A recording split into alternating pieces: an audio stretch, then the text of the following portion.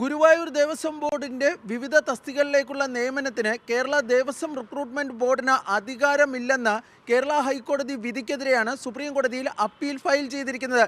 Kerala Devaswom recruitment ബോർഡാണ് ഈ appeal file ചെയ്തിരിക്കുന്നത്.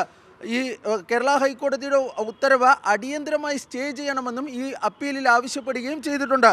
ഈ നിയമനം നടത്താൻ ഗുരുവായൂർ ദേവസ്വം മാനേജ്മെൻറ്റ് കമ്മിറ്റിക്ക് അധികാരം നൽകുന്ന 1978 ഗുരുവായൂർ ദേവസ്വം നിയമത്തിലെ 19-ാം വകുപ്പിനാണ് നിയമസാധുത എന്നായിരുന്നു കേരള ഹൈക്കോടതി വിധി പ്രസ്താവിച്ചിരുന്നത്.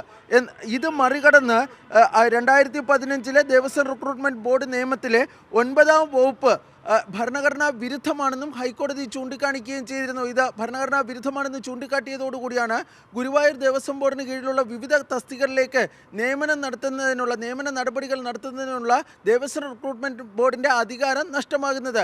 നിയമനം സുതാര്യമാണെന്ന് ഉറപ്പുവരുത്തുന്നതിനായി ഹൈക്കോടതിയിൽ നിന്ന് വിരമിച്ച ജസ്റ്റിസ് PN രവീന്ദ്രൻ്റെ അധ്യക്ഷതയിൽ 3-അംഗ മേൽനോട്ട സമിതിക്കും ഈ ഹൈക്കോടതി രൂപം നൽകിയിരുന്നു. എന്നാൽ ഹൈക്കോടതിയുടെ ഈ വിധി പൂർണ്ണമായും നിയമപരമായി നോക്കുകയാണെങ്കിൽ പൂർണ്ണമായും തെറ്റാണ് എന്നാണ് ദേവസ്വം റിക്രൂട്ട്മെന്റ് ബോർഡ് സുപ്രീം കോടതിയിൽ ഫയൽ ചെയ്തിരിക്കുന്ന അപ്പീലിൽ ചൂണ്ടിക്കാണിക്കുന്നത്. അതിൽ പ്രധാനപ്പെട്ട കാര്യങ്ങൾ ഇവയാണ്.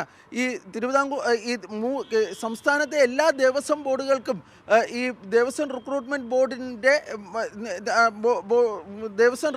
ബോർഡ് നടത്തുന്ന നിയമനങ്ങളാണ് നടത്തേണ്ടതുള്ളത്.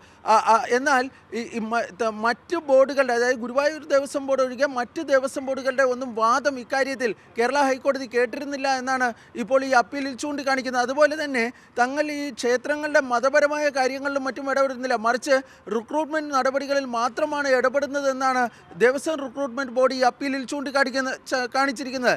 2007 ജസ്റ്റിസ് പരിപൂർണൻ സമിതി ഒരു റിപ്പോർട്ട് സംസ്ഥാന സർക്കാരിന് കൈമാറിയിരുന്നു. ഇതിൽ തിരുവിതാംകൂർ ദേവസ്വം ബോർഡിലെ ഈ നിയമനങ്ങളിൽ നടക്കുന്ന അഴിമതികളും മറ്റും ചൂണ്ടിക്കാട്ടിയിരുന്നു. ഇതിൻ്റെ അടിസ്ഥാനത്തിലാണ് 2015 കേരള നിയമസഭ ഈ ദേവസ്വം റിക്രൂട്ട്മെൻറ്റ് നിയമത്തിന് രൂപം നൽകുകയും തുടർന്ന് ബോർഡ് രൂപീകരിക്കുകയും ചെയ്തിരിക്കുന്നതെന്നാണ് ഈ അപ്പീലിൽ ചൂണ്ടിക്കാണിക്കുന്നത്. ഏതായാലും കേരള ഹൈക്കോടതി വിധി അടിയന്തരമായി സ്റ്റേ ചെയ്യണമെന്നും ദേവസ്വം റിക്രൂട്ട്മെൻറ്റ് ബോർഡ് സുപ്രീം കോടതിയോട് ആവശ്യപ്പെട്ടിട്ടുണ്ട്. B Balagopal, Mathrubhumi news, Delhi.